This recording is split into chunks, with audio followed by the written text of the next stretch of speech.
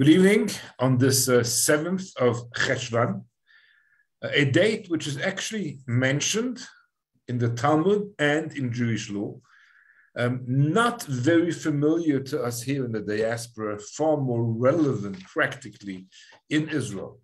And let me share with you the actual text where the date of today, 7th of Cheshvan, features, and that is in the Talmud, in the tractate Ta'anit. Ta'anit deals with rains, because one of the reasons why fasts were often called was because there was a drought. So the Mishnah in the first chapter of Ta'anit discusses the correct date for when the request for rain begins. And the Mishnah says it's the third day of Cheshvan, that we start to insert the phrase, give dew and rain, in Hebrew, v'tein, tal, umatar, no, they don't have it in the original text. But when Gamliel says, no, we actually start to request the rain on the 7th of Cheshvan, that's today. And that's because it's 15 days after the conclusion of Sukkot. 2 weeks exactly have now passed since Sukkot ended. And the reason why we wait for those full 2 weeks is because this allows the pilgrims who've gone to Yerushalayim for the festival, for the pilgrimage festival, to return home and to walk from Jerusalem east towards the Euphrates River is going to take 2 weeks. And the last thing you want is to start requesting rain, and it starts raining and people are still traveling back. So for that reason, we wait. 2 immediate lessons. Number one, having faith in the power on prayers.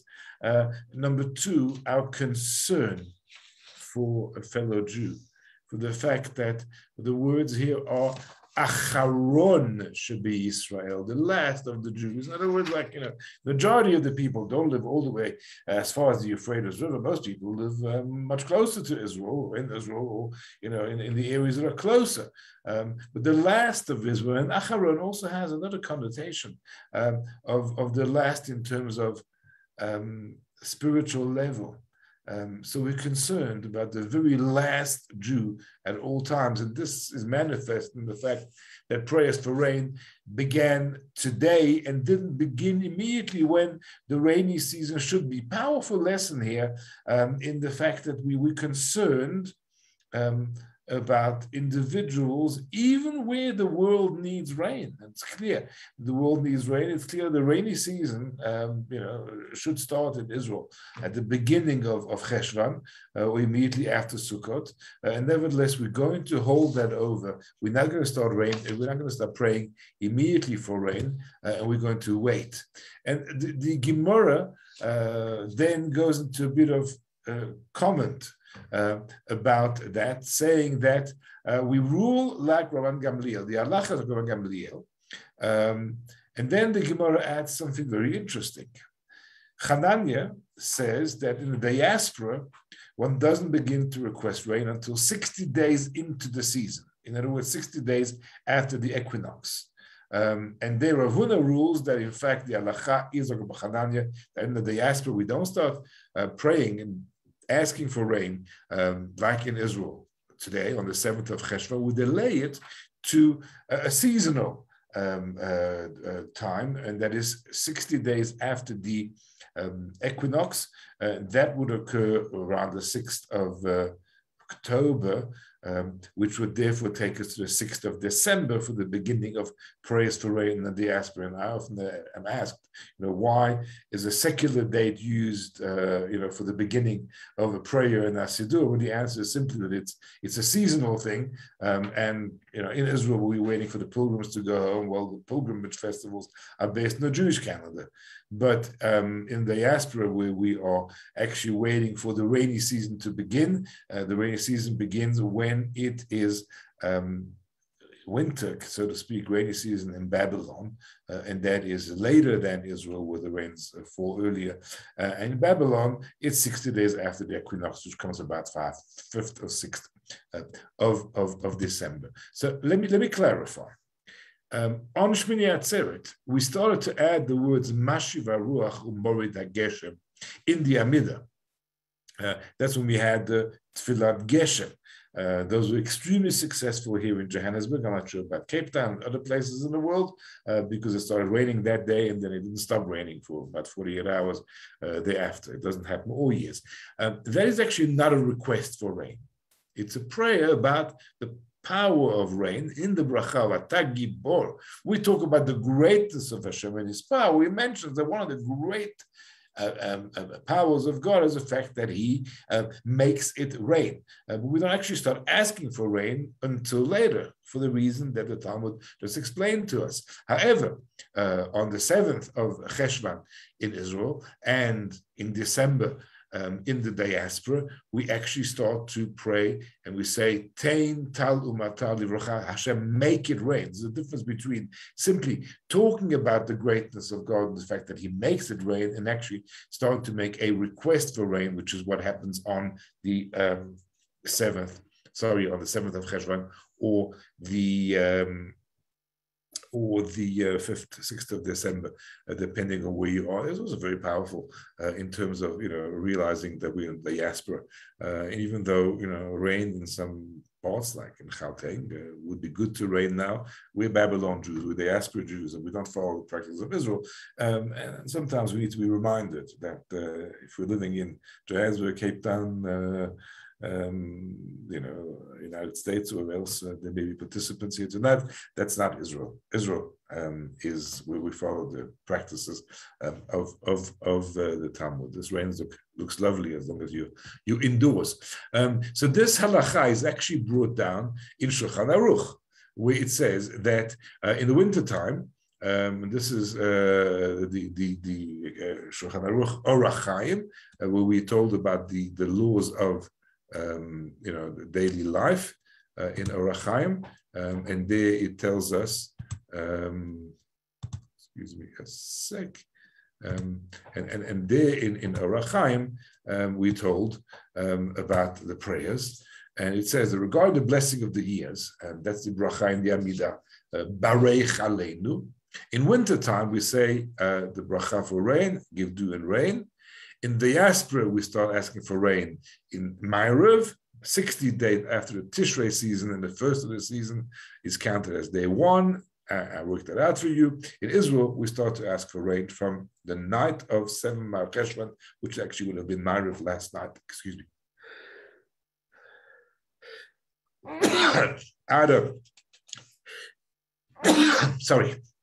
Out of place, we continue until Mincha, Erev, Pesach, and then once Pesach begins, we cease asking. So this is what it looks like. This is the bracha as we know it. Barech Aleinu Hashem Elokeinu Shana Hazot v'tkamei Tova. Hashem bless this year and all its varieties of produce for good, and then bestow. And in the summer, we're going to say bracha. We're going to say blessing. And here we go. It gives us the dates, 5th of December or 4th of December, because of course the seasons are going to change slightly if it's a leap year. But if it's winter, and of course we're going into summer here, southern hemisphere, but in the rest of the world it's winter beginning now, then in winter we're going to say, instead of bracha, v'tein talumatar livracha, that is to give us dew and rain for blessing upon the face of the earth, etc. Baruch atah Hashem v'varech hashanim, we bless Hashem who blesses the years. So it's a bracha of sustenance, and of course sustenance is so dependent on rain. I want to share with you the Sephardi wording of that same bracha, because it is beautiful and far-enhanced. So this is how Sephardim would say the bracha in summer, where it's the same bracha v'varech hashanim, slightly different wording, but in winter it is extremely extended, and in fact that's why you only have the English words over here and not the Hebrew, because it wouldn't have fit on the screen, or it would have been very, very, very small. And as you can see, the Sephardi prayers are sometimes far more flowery and explicit than the way we Ashkenazim daven, and that's just a very, very interesting and powerful wording. I'm going to show you one more quotation, which is actually very interesting, because the idea is that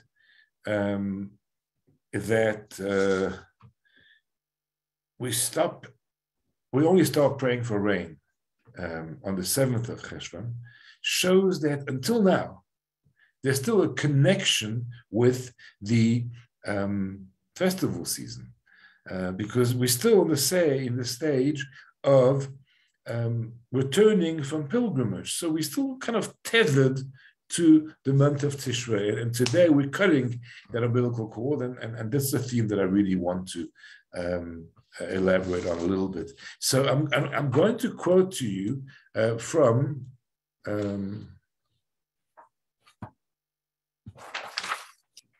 lost some controls here. I'm going to quote to you from, there we go.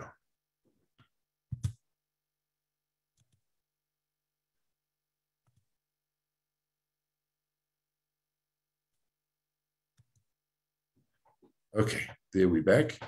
I'm going to quote to you from a book called Siftei Kohen, the Shach. And the Shach writes a commentary on Choshen Mishpat. Choshen Mishpat is the section of Shulchan Aruch that deals with monetary laws, financial laws. And this is the topic that Shulchan Aruch deals with in Choshen Mishpat. You made somebody a promise that you would, say, pay a debt after Yom Tov, after Yom Tov.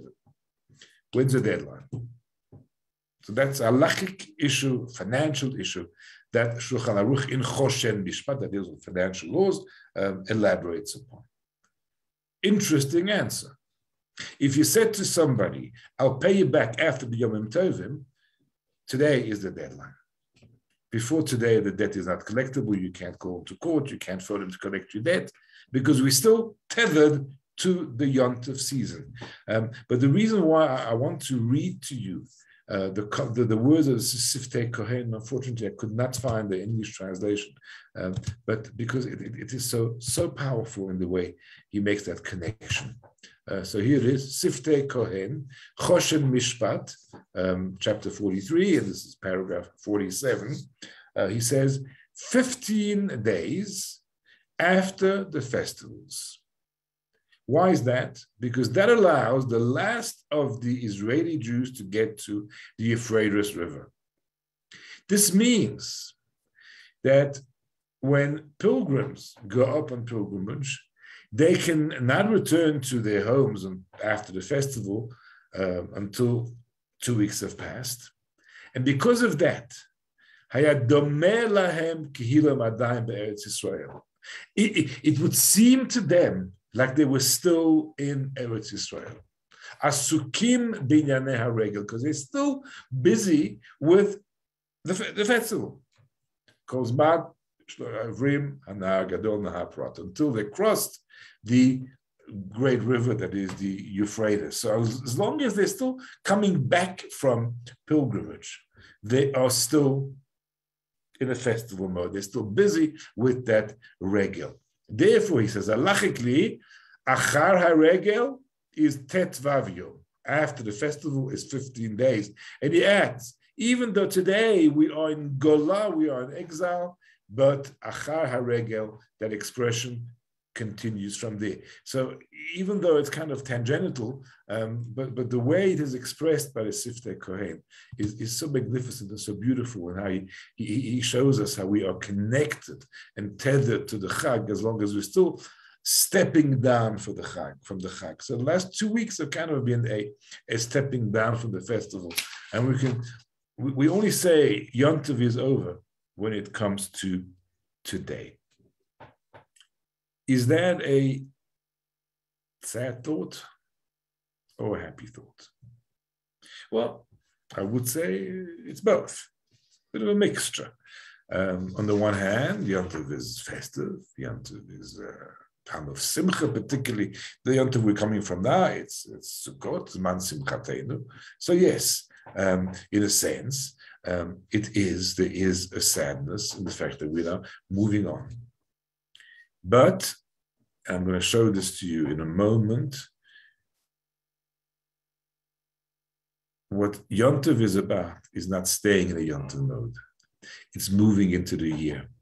And there is a custom which the Rebbe publicized, which stems from his predecessors, previous Rebbe, that when Yom Tov is over, we move into this mode, we say, Yaakov halach darko, Jacob went on his way. In other words, it's not about Yom Tov, because that's a suspended, unnatural environment. It's about stepping out of Yom Tov and walking into the year, and how we're going to behave, and how we're going to actually be when that is the case. How we're going to behave, how we're going to act. We're no longer sheltered and cloistered by Yom Tov. And so I'm going to, because the 7th of Cheshvan is always kind of sandwiched between the portions of Noach, which we read last Shabbos, and Lech Lecha, which we're heading towards this Shabbos. And I'm going to show you allusions to this concept from last week's parasha as well as this week's parasha. So, theme of last week's parasha.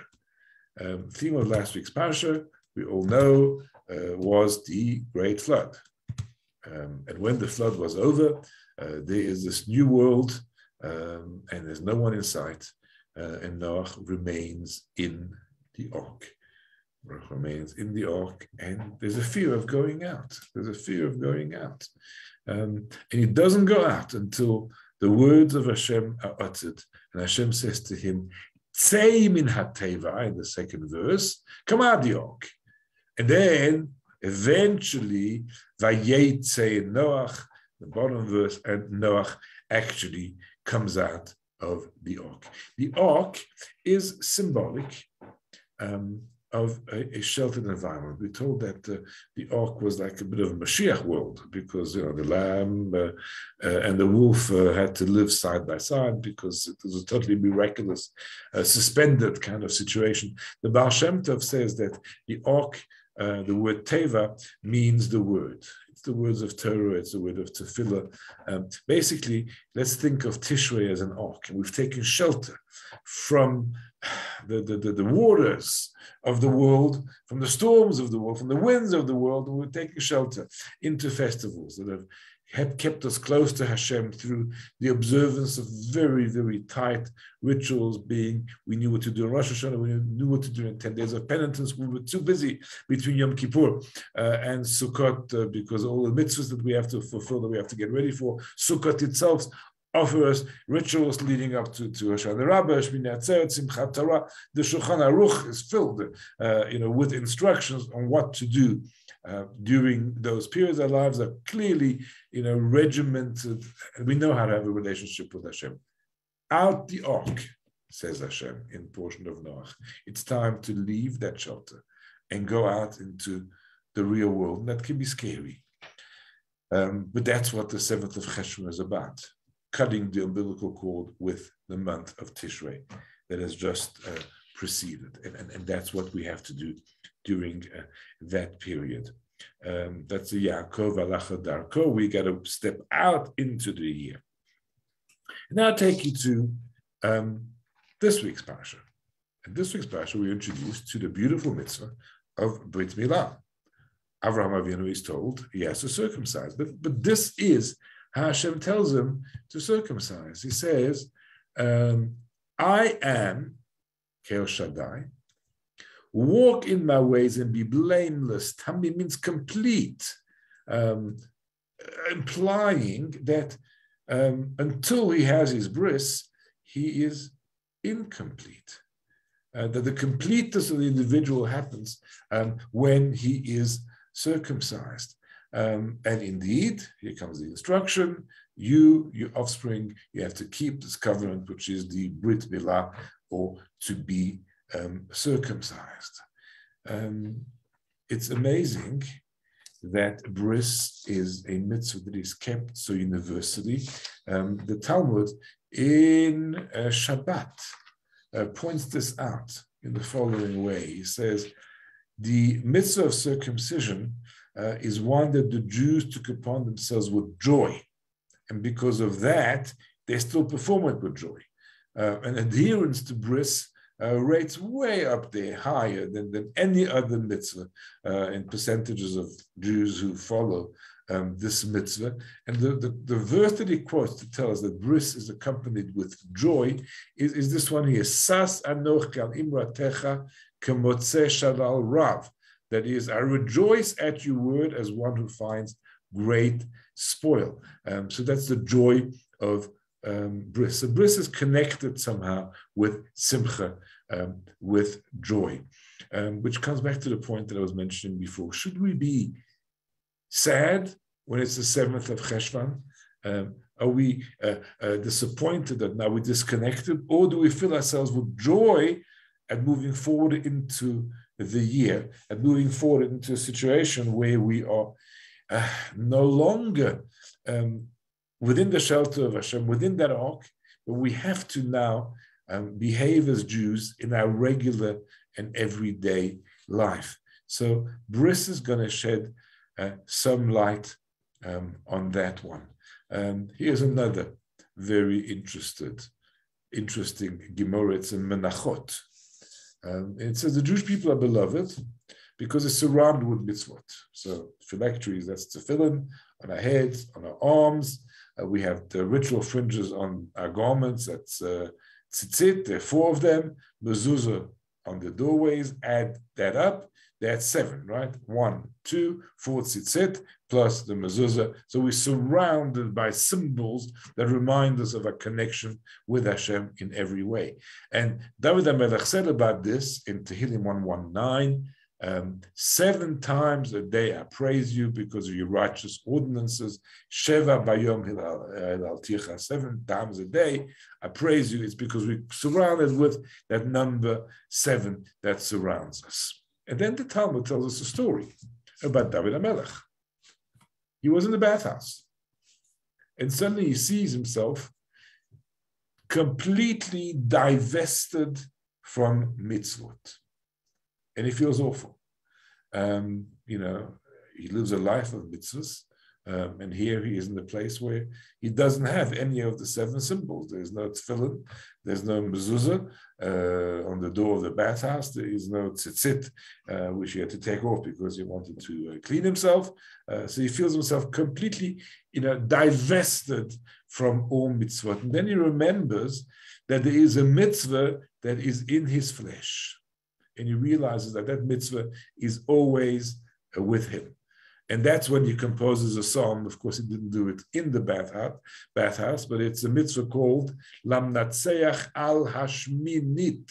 What is a Shminit? That means the 8th dimension. There were 7. This is the 8th. It's also a reference to bris, which is on the 8th day, which is the 8th day of a baby's life. That's when that mitzvah comes in. What is the significance of the Gemara? What was it all about? And what does it have to do with our 7th of Cheshvan here? King David suddenly realized that there is an aspect of a connection with Hashem that is deeper than the ritual, that is deeper than observance, that is kind of ingrained in the flesh, that shows our inseparability. Even when not performing any mitzvah, because we're in a set of circumstances that precludes us from performing any mitzvah. Even there is something that connects us with Hashem at all times. And that is what Avraham was told. Until you had bris in your flesh, you were not complete. And of course, Avraham waited to fulfill the mitzvah of Brit Milah until he was commanded to do so, because he was aware that the day would come when he would be told to perform this mitzvah. But until such time, he wasn't going to do it, because you can't bris yourself twice. And our sages explained to us that the advantage of performing a mitzvah when you are commanded to do so far, far, far exceeds doing it voluntarily. We think volunteering is far greater, is far more important, but not so. doing a mitzvah that you've been commanded to do takes it to a totally different level. So everything else Avraham could do, over and over, because he could, keep kosher every day, and he could daven every day, and presumably, I don't know if he put on film physically the way we do, but he performed mitzvot because we told that the Avot performed all the mitzvot. But Milah, circumcision, he waited, because once he circumcised himself, he would be circumcised and would be able to do it again. He waited to be commanded to do so. Until then, he was, in a sense, incomplete, because he didn't have that covenant with Hashem. That connected him, that bonded him, that made him physically in the flesh one with Hashem. That happened after he was commanded to perform that mitzvah.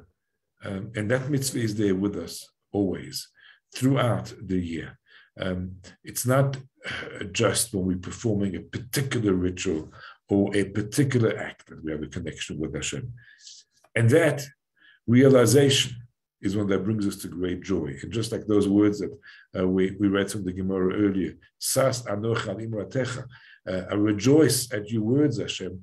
Those words are said specifically at the Brit Milah, and if you listen that next time you go to a bris, you will hear the Mo actually call this out as part of the prayers that are said when the baby is brought into the room. And why is that? Because there's great joy at that particular mitzvah, not just because we accepted it with joy, but because that makes us realize. And just like there is great joy at realizing, when you send a child away from home for the first time and they go overseas, there's absolute terrible, devastating pain because you're cutting the cord, you're cutting the connection. But at the same time, if they're going off to yeshiva, they're going off to, to spread their wings and they're doing what you've always wanted them to do. You feel with a sense of joy at them growing up and being able to finally, leave the nest. And the joy overshadows the pain. It's sad to say Yom Tov is over. It's sad to say that if you borrowed money from someone and say, I'll pay you back after Yom Tov, the loan is due today because the Yom Tov season is over. There's great joy in knowing that now we move into the stage where we develop that relationship with Hashem that is ingrained in our flesh and that is totally, absolutely inseparable from us. So that is the idea of the bris that Avraham had, and that's the stage of being now 7th of Cheshvan and moving on into everyday life. Now is the time to quote the Rebbe, to actually say the words, V'Yaakov halach ledarko. Jacob went on his way. Travel safely, all of you.